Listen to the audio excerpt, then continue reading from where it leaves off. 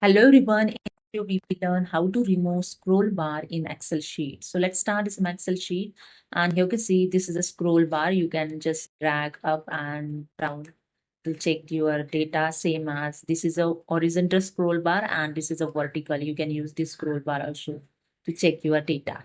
So these two scroll bar, I'm going to hide it. For that, go to the File tab, click on the More and click on the Options, and here the Excel Options dialog box is open. Then click on the advanced option here, and in advanced just drag below. Okay, and here one display option is available. Display option for this workbook only.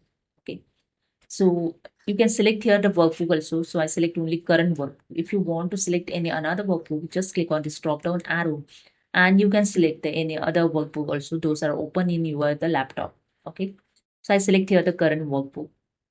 After that, I just untick this first option, show horizontal scroll bar. So untick this show horizontal scroll bar and same as untick this show vertical scroll bar.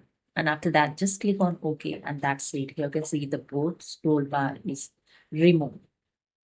Okay, so that's it. It's super helpful for dashboard report.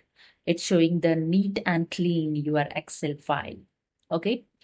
So again, you want to show this scroll bar. So again, go to the File tab, click on the More and click on the option, same as here. The click on the Advanced option, just drag below.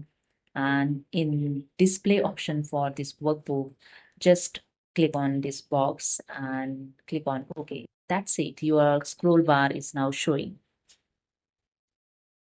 Hope you understood. If you like this video, please subscribe. Thank you so much.